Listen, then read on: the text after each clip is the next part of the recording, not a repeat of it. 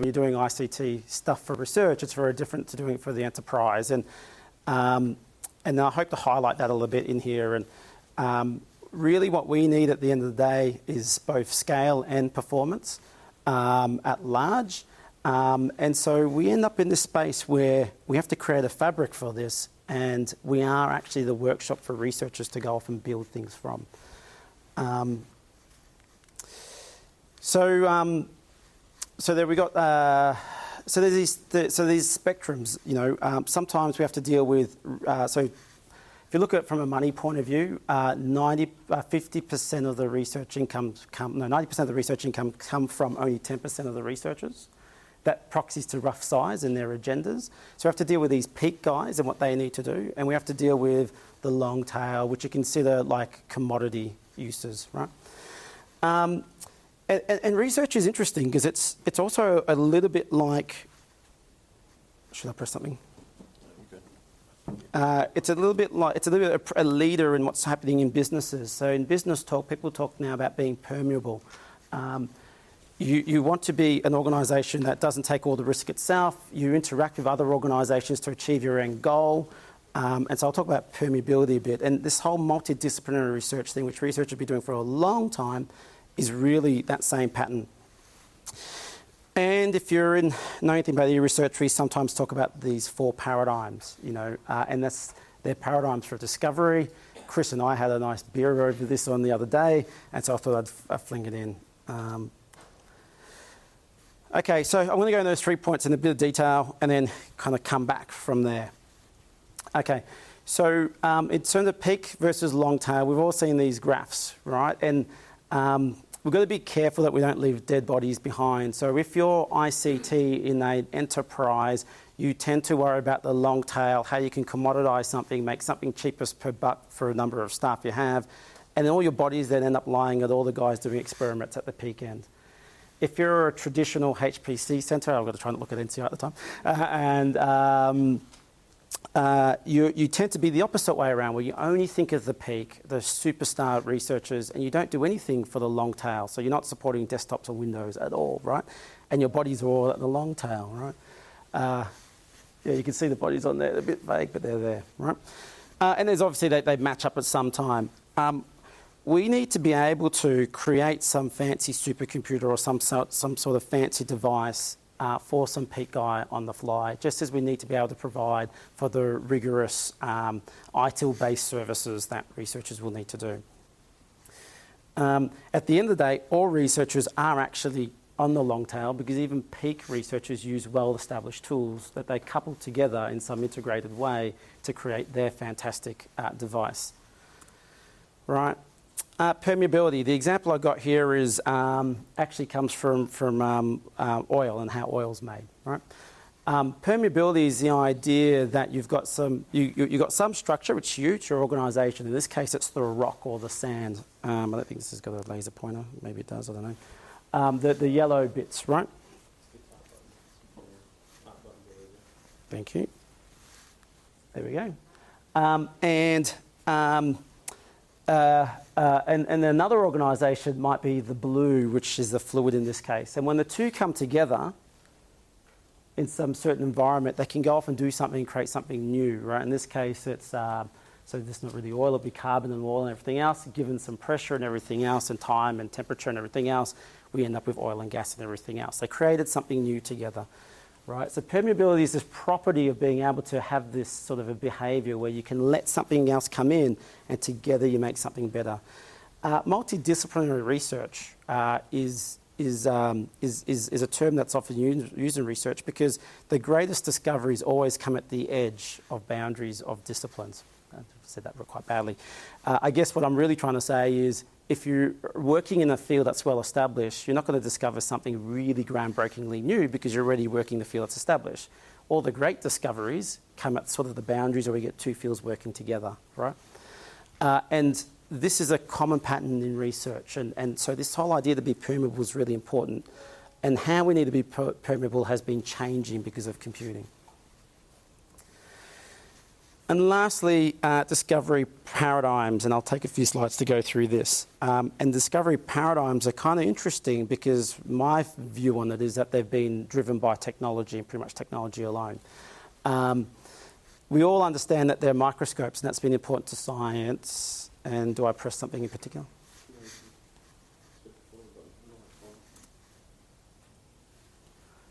All right, that's okay.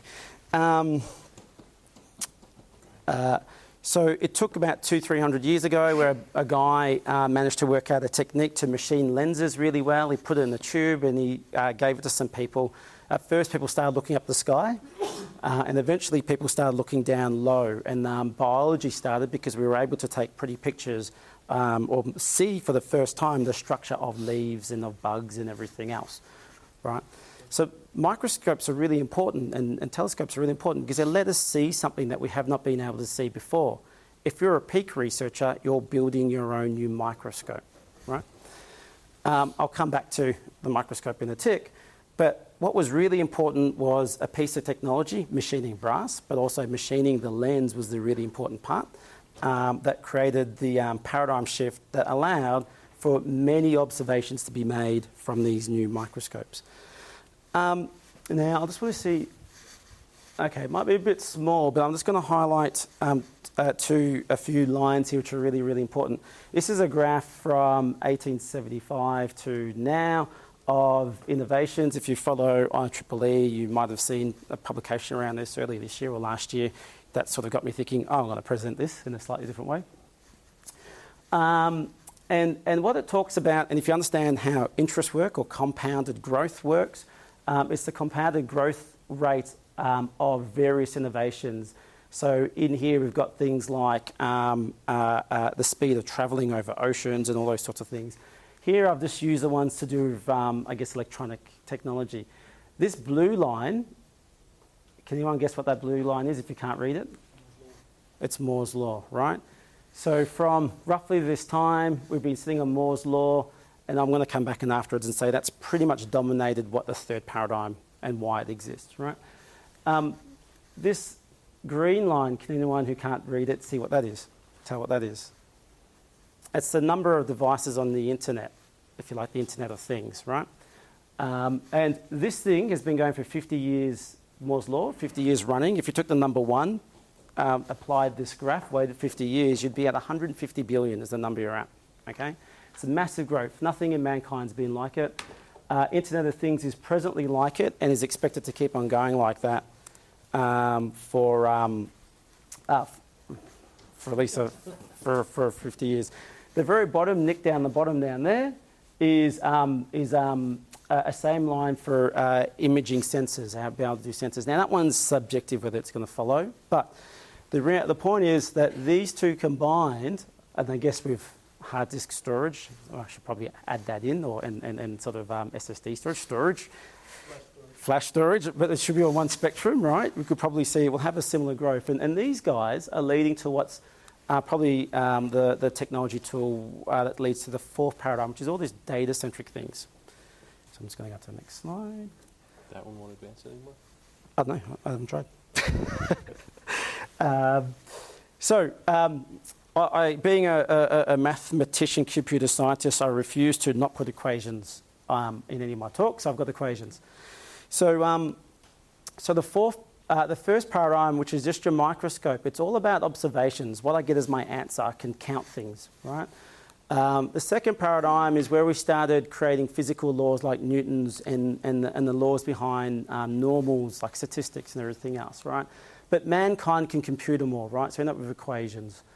The third paradigm really talks about where computing enabled us to compute really big and complicated models. Now the F has gotten really, really large. It's complicated. It's a system of equations. It's whatever else. And we need a computer to compute it in a reasonable time. If we didn't, we wouldn't have made a discovery, right? So the microscope has this sort of computer that can process this to give us the Y.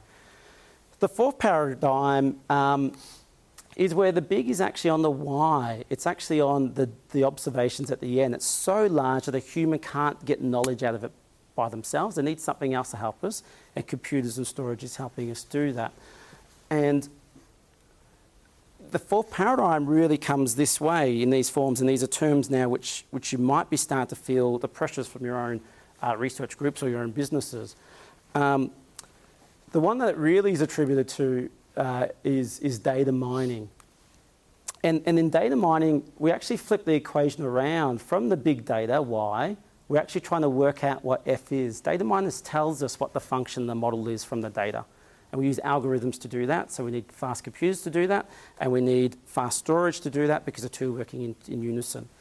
In my own work and disciplines, this is actually the most interesting story. And this actually tries to join both large amounts of data with large models.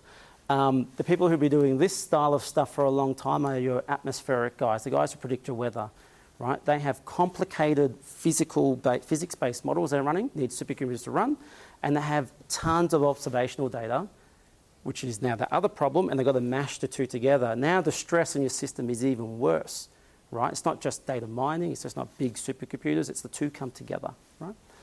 And this is really interesting, because both are big, right?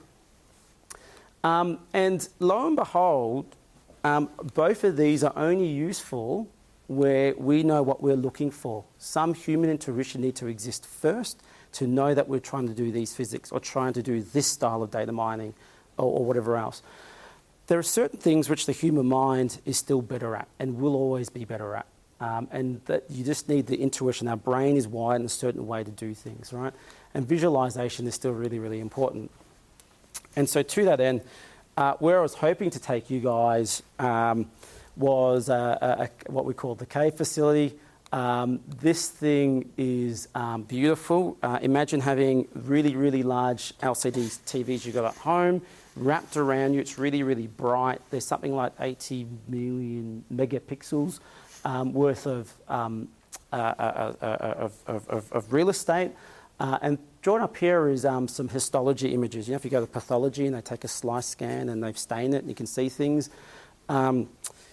It's that good that actually one whole image in pathology is now only reduced in size by 10. So that if this thing was 10 times higher in resolution, we'd be showing the native resolution to show you how resolution histology images are. That's how high they are.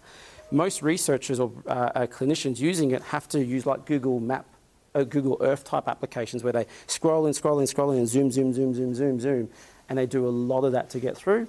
On these sorts of facilities, they can see a lot more and you can use your eyes to see things. We can also do things like run 100 different experiments in each of the monitors and compare different things in the parametric sense. Sorry? A halo, yeah. Well, there's some lighting and mood lighting and stuff that does exist on it.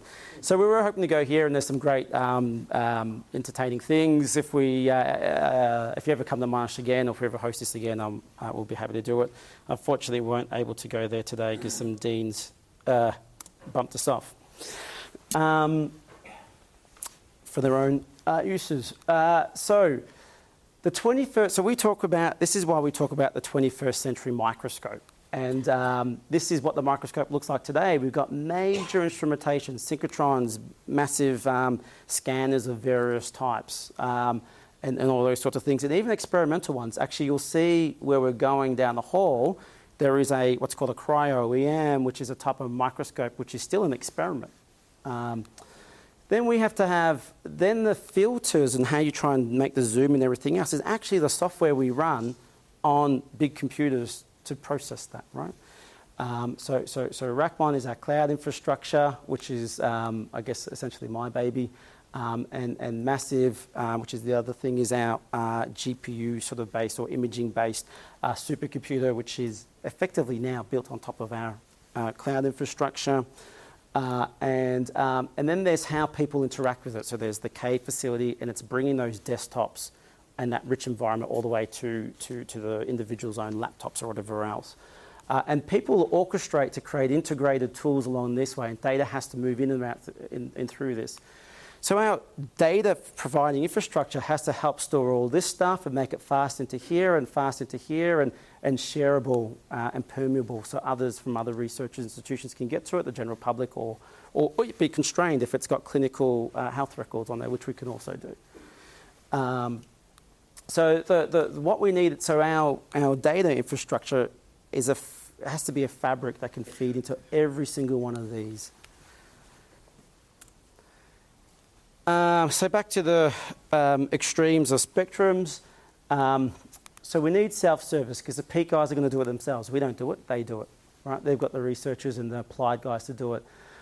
Front ends, Ceph is sort of dead, right? In certain ways, like it's the front ends. They'll emerge, right?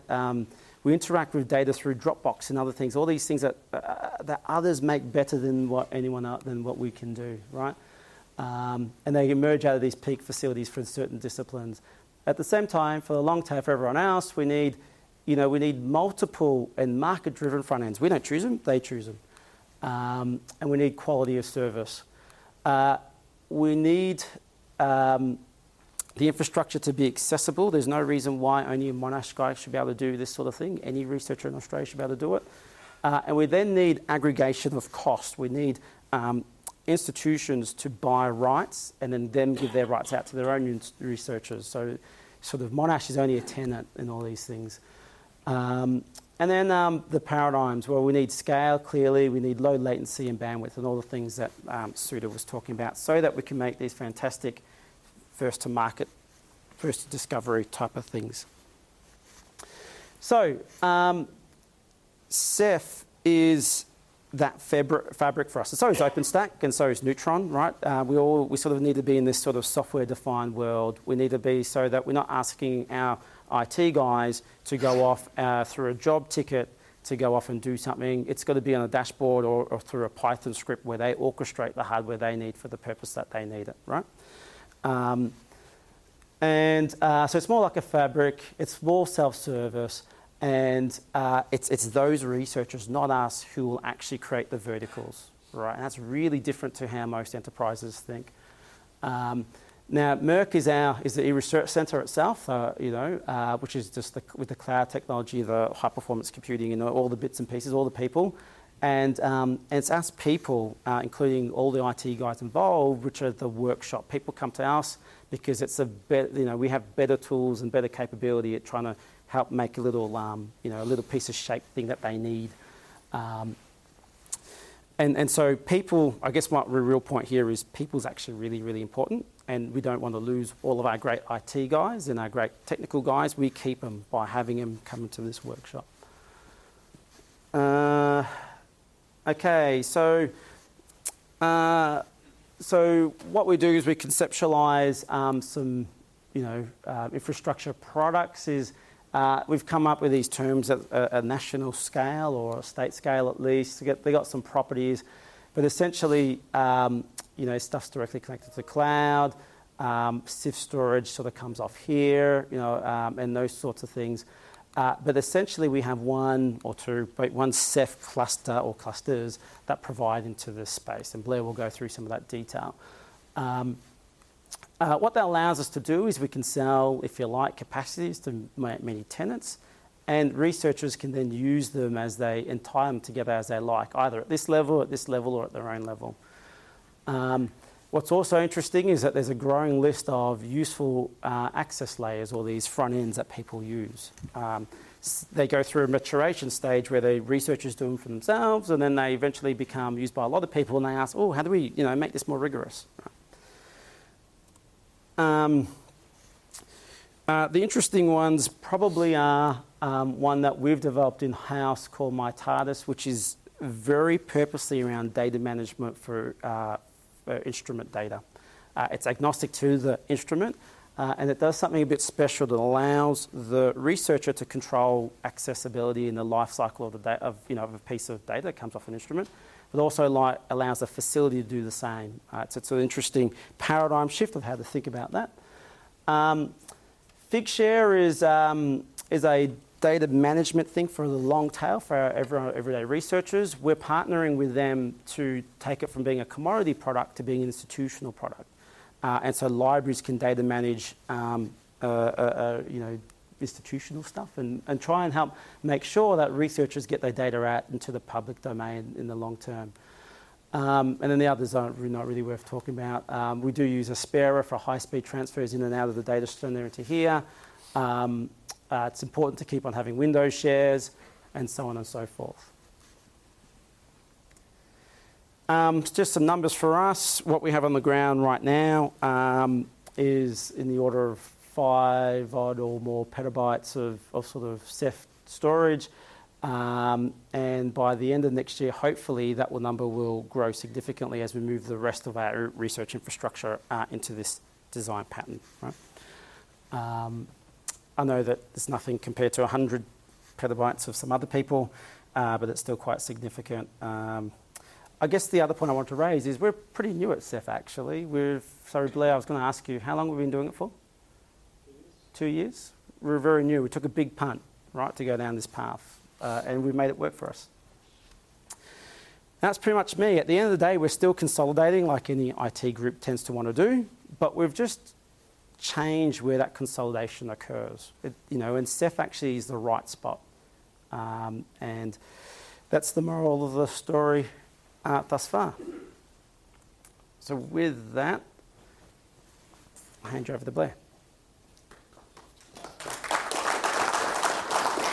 If you got, make sure this is going to work for him. If you want, you can ask me questions now or at the end or not at all. Doesn't really stop me. From a project perspective, did you encounter any quirks in migrating to Ceph? Ceph. Oh, that wasn't even on. Yeah, so what we did was I don't know if Blair was going to mention this, we actually started off with our research cloud, our first phase of our research, Nectar Research Cloud. There was a bit of a mistake made in the design pattern for it. Where they You're stealing my thunder, man. Is he going to do it? Yeah. Okay, he's going to answer the question. Right, all right, okay. That's what I was asking. Yeah, so okay, Blair will answer that. He doesn't. Okay, how's that? Yeah, that's all right. All right. Yeah. How does this thing work? Hey, cool. All right, so sorry if I missed anybody in our list here. I was trying to do this at about 12 o'clock last night, so going back through emails. So there's quite a long list of people there. Obviously myself, Jericho, who I don't think is here today, Raf and Sway are in the audience, and Craig. So at Monash, one of the interesting things that we've actually challenges that we've had with Ceph and some of the other technology around here in the cloud space is that we have a corporate IT group and also the research centre that have for a while been really, they're part of organisationally in the same space but operate very independently or at least in a sort of very siloed fashion. And so we've been trying to sort of break down some of those walls, and so that's why we've got a long list of people here. So Sway and Jericho and myself are all on the e-research centre side of the fence, and everybody else is in e-solutions and servers and storage and network team and so on. The system does not mean it's this. Yeah. I realised why my machine wasn't working when I was in the toilet before, too. It's because I've got it switched to integrated graphics only. If I keep on moving the mouse, do you think it will stay away? That's what I was trying for. It's this system. I just found you to do that. It would be good for something. It's this system. It's not the laptop. Oh, does that have a mouse I can move in? This one. All right, we'll just barrel ahead, shall we? Yeah. Okay, so I thought we'd go through a little bit of the history of how we came to start using Ceph, and if you haven't seen that XKCD, then I'll give you a bit of a chance to read it. You stole this off me. Huh? Did you steal this off me? No, you stole it off me. Oh. Yeah, first time around. Of course, it all began with the cloud. So we're one of the nodes of the Nectar Research Cloud, which is a national project in Australia that was funded through Super Science Scheme from the Rudd government back just post GFC, and that set up this national cloud, 8 sites around Australia, federated through OpenStack, about 35,000 cores, plus a whole bunch of software infrastructure and virtual laboratories to go along with it to help people get started actually putting things on there. And so that was where we came to Ceph. So in early 2013, we had the first node of Rackmon deployed through Nectar. So we had our own local cloud and everything was awesome, except nobody had any persistent storage, unfortunately. So Nectar funded all the compute and ephemeral storage, enough for all your servers to run, but nobody had any volumes. There was object storage, but none of our users knew what to do with it. So we fortunately had a bit of object storage hardware, and the existing object storage at University of Melbourne was not under capacity pressure, and we had no way to federate with Swift at that point. So we had this spare storage hardware and decided to try running Ceph on it. And so Nectar were gracious enough to let us use that because it was technically their hardware. And so that's when we started on cuttlefish. So I was just trying to remember this earlier today because bobtail, cuttlefish, dumpling were all kind of released in 2013, which is a fairly prolific year for Ceph. And that was really, I think, when Ceph probably started to be taken seriously. We actually looked at it when we were planning our cloud node, and it was just when Inktank had come out of DreamHost, and the website was this horrible, dinky little thing, and it was just looked all a bit too fragile, really. And then like 3 months later, looked at it again. It's like, oh no, I can take this seriously now. Yeah, I think I panicked when you showed me that. Yeah. So I thought we'd just go through a bit of show and tell about the stuff we've got on the ground. So we've got 3 Ceph clusters now running at Monash. So the first one was this one that we built out of the Swift hardware, 8 Dell R730 XD nodes. You'll notice there's no SSD in them. Of course, we didn't bother buying that for Swift. It wasn't a requirement at the time. And they've done pretty well. I mean, that gave us the confidence to keep moving ahead with Ceph, even despite the trade-offs with the hardware there. So it basically met the user expectation test. You could have a Windows server on the cloud or something doing a Windows Explorer file copy at over 300 megasecond. So that was good tick. And that is currently got about 60 terabytes used. There's actually 135 terabytes of storage committed there if we look at our OpenStack Cinder. So we're quite over provisioned, but we have some new nodes coming. I'll talk about them a little bit in a moment. We run that at 2 replicas, and that's actually never been a problem, touch wood. Of course, it's a kind of a smallish cluster, so the failure rate's a little bit, I guess, in our favour there. So when we came to do the expansion of our cloud node, we were putting hardware into our research data centre, which is on campus. So we decided to build another Ceph cluster along with that. This time, we explicitly used funding that came through a different program, not Nectar. RDSI was the sister or the brother program to Nectar, which was all about research data storage. And so we created this computational storage product, which was the Ceph storage to go with Monash 2. And so we changed a few things when we did it on purpose this time. So we, of course, we added SSDs for journals. We virtualized the Mons on separate management infrastructure.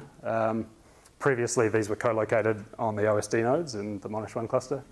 And we backed off on the CPU, only used 1 socket, but slightly higher frequency. Same amount of RAM. And we went over to Mellanox networking.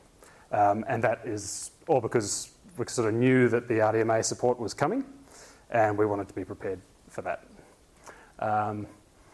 Although we still haven't turned it on yet. We're waiting for it to go really to be GA, because this cluster is in production. So this one is now currently it's about 300 terabytes usable. We've got a few OSDs spare there, and we've actually got a bunch of nodes of the same configuration ready to add in later once capacity starts bumping up a bit. So then we did the big one. So this one is the RDS cluster that we're doing for public-facing object storage and virtual NAS and so on. This guy, of course, got dedicated Mons. It has a cache tier for the Rados Gateway. Cache tier is just spitting disk, but just faster disk.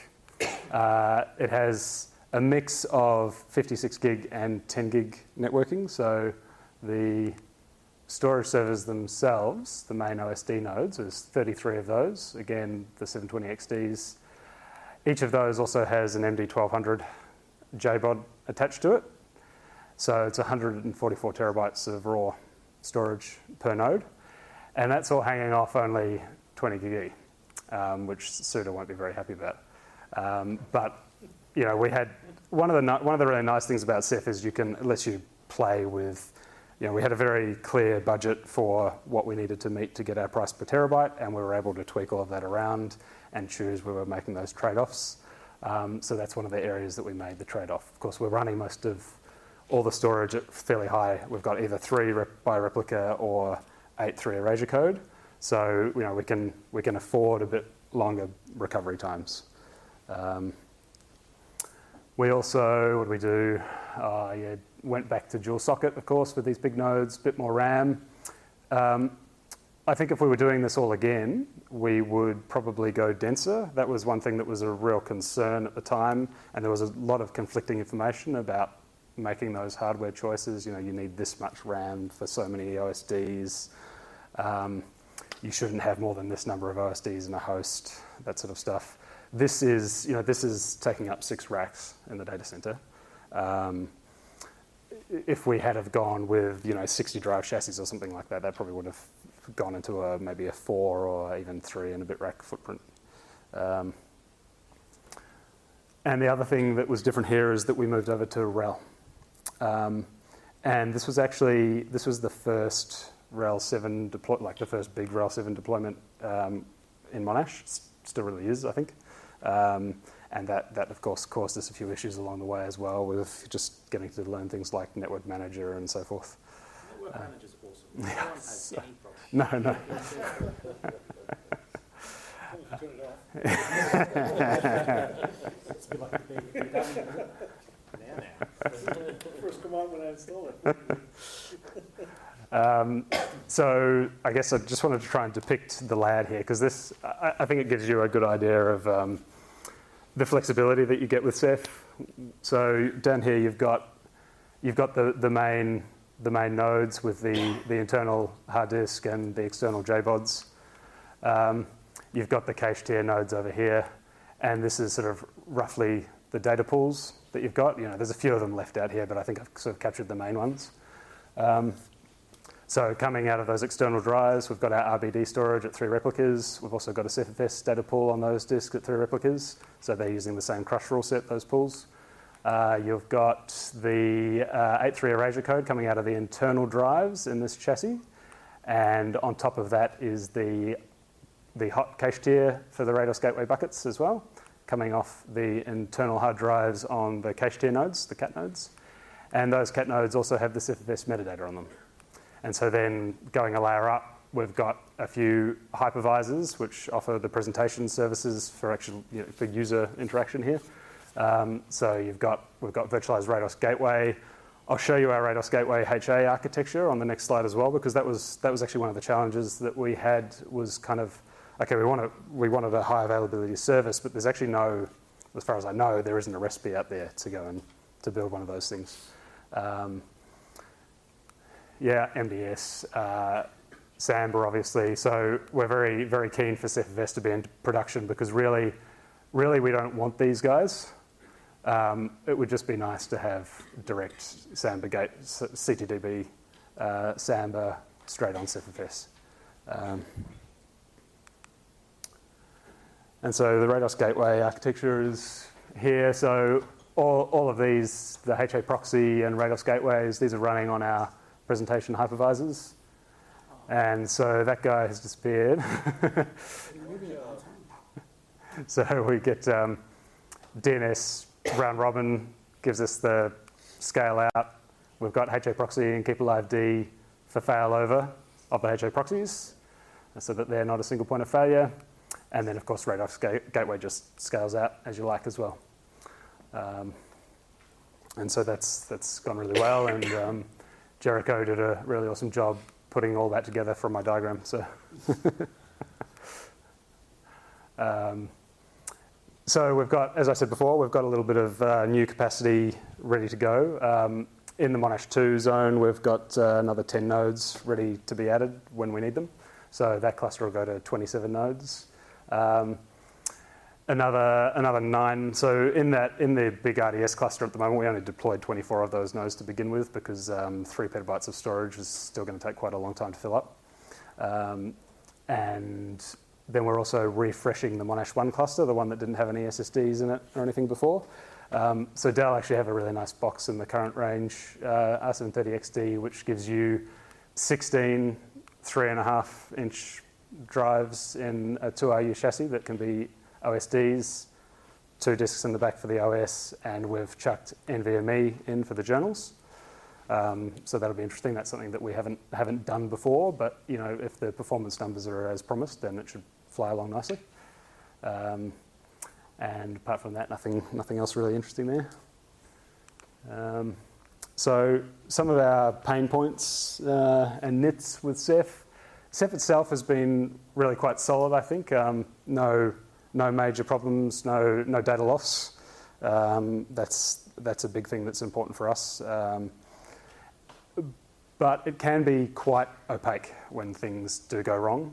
You know, when the cluster's either it's either okay, everything's hunky-dory, or it's warning, and warning can be anywhere from, you know, okay, I'm almost fine, don't worry about me, to, no, you really need to look at what's going on here because I'm not healthy at all.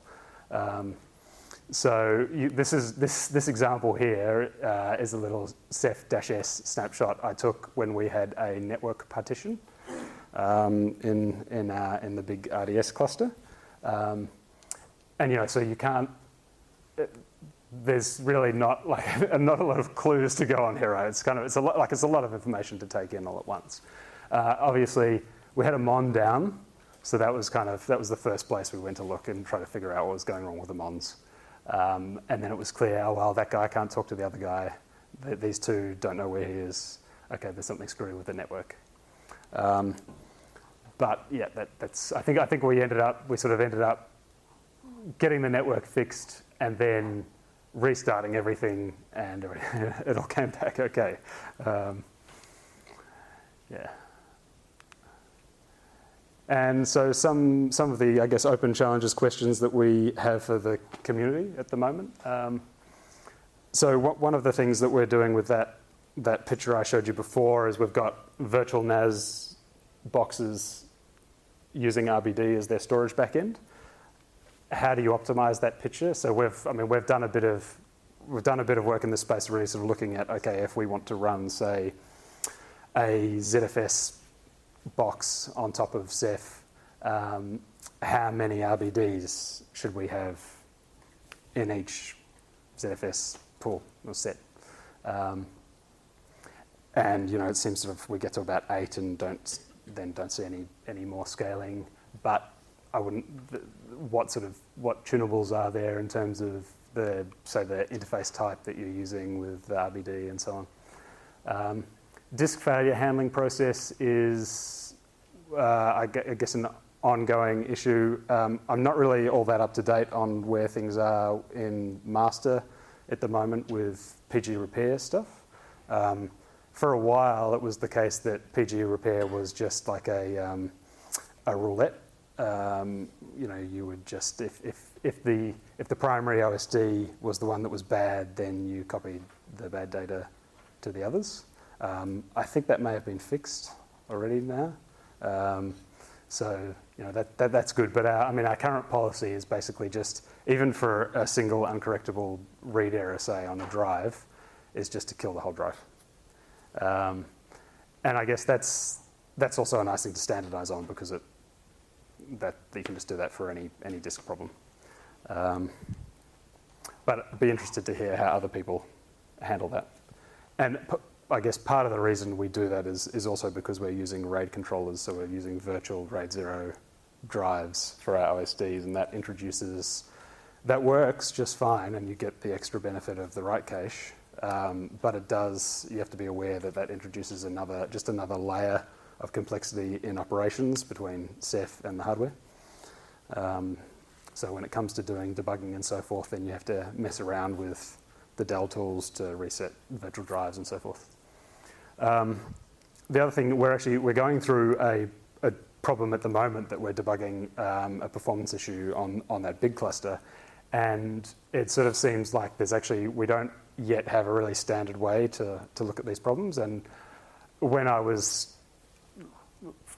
looking for things, I actually came across a nice wiki page where somebody started and proposed a framework to do this, but that hasn't gone anywhere yet.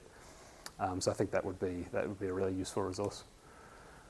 Now, what do we learn along the way? I guess I've mentioned some of this stuff. So yeah, use dedicated journals. It definitely helps. CERN have also done some good characterization in this area. They had their large OpenStack Ceph cluster running without journals for some time, and they have some really nice graphs that show the right latency when they started putting SSD journals in, and they're sort of all spiky, and they just go flat.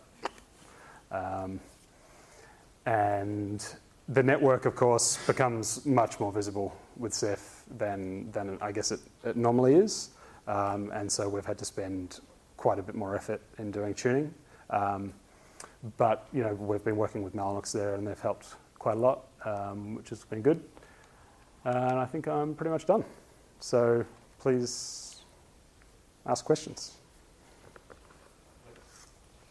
So you talked about running ZFS applications. Yep. Now, if CephFS is more mature, are you likely to use that, or Yeah. do you still have a need for running it on RPDs? Well, we do really like the idea of being able to get transparent compression, because a lot of the data sets we deal with, if they're just for the cases where it's an export to a researcher's desktop, they are all generally quite compressible. Where we control the application front end, like with my TARDIS, then we can do some of that at the application level. But for the complexity, I would be happy to throw all of that stuff away and just go to CephFS only, even without having compression and so on. Okay. So it's a compression that's. Yeah. It just helps drive the cost down a bit further, right? Yeah.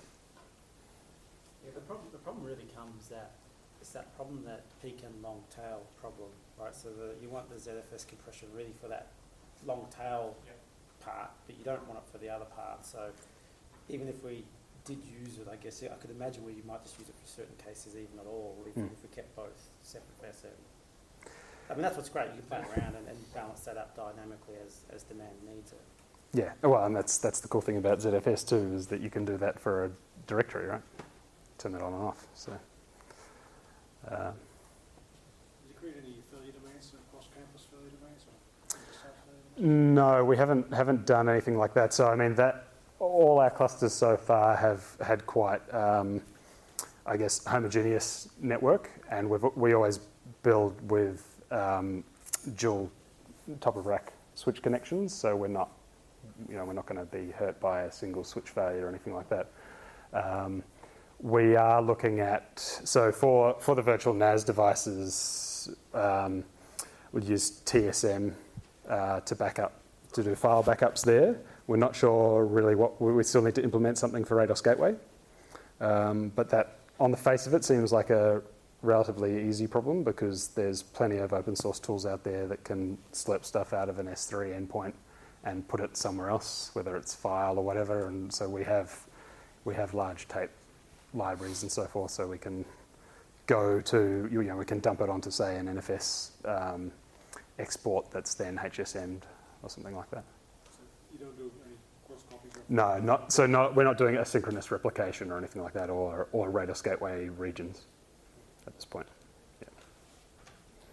But Colin, who has now gone, has been asking a lot of questions of vendors about that sort of stuff, though, because we're definitely interested in having a backup copy in another data center.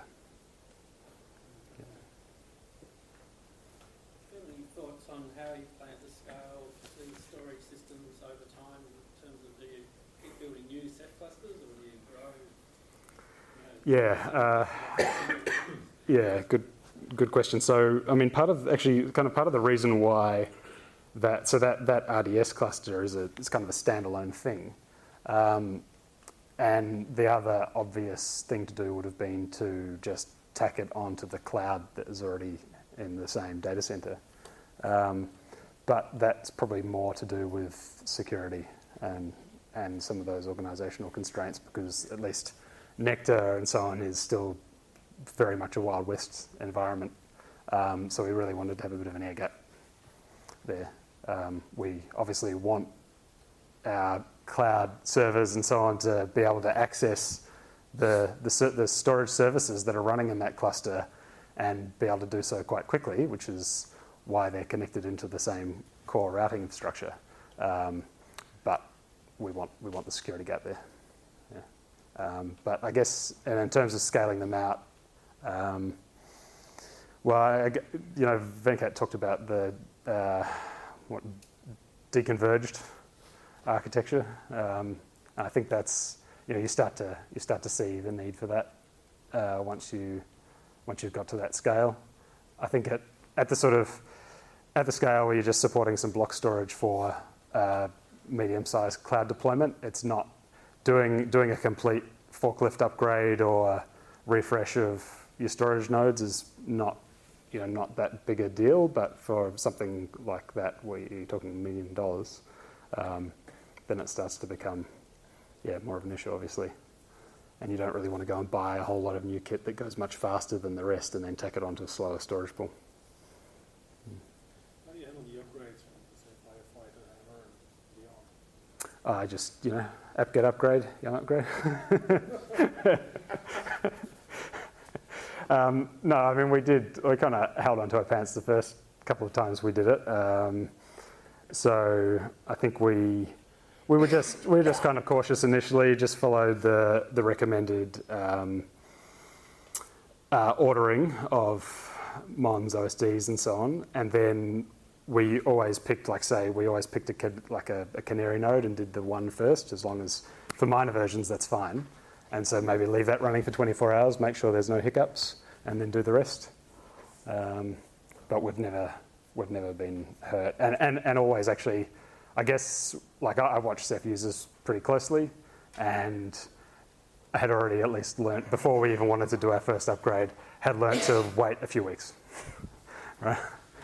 Because there have been a couple of, stuff-ups there. I think on the first one we did, I got nervous enough that I put myself out of work and went to play golf.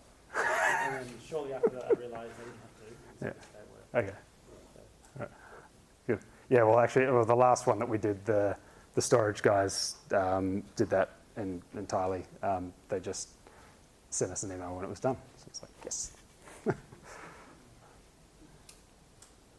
did you decide to start using Ceph as opposed to the other options, or was that really the only option? It kind of really was the only option. Right, there was a lot going on, I guess, in the industry at that time. the team did evaluate a handful of different options. Yeah, we looked at a lot of things. We didn't do, honestly, Ceph was the first thing that we tested in anger. And it worked, so we left it running. But I guess at the time, Gluster did not have a block storage story at all. And no OpenStack integration. That was the other project that was more mature as a project at the time, it seemed, at least. I don't know really whether, looking at the history of development, whether that's necessarily true. Haven't looked at that, but and aside from that, you then start moving into more obscure things. Unless you're going and buying an appliance, that is. And we had storage nodes already, right? So we wanted to do software-defined storage. So there would have been things like ExtremeFS. What's the other one? Sheepdog. And they all, they're all much smaller open source projects, nowhere near the community around them. And I guess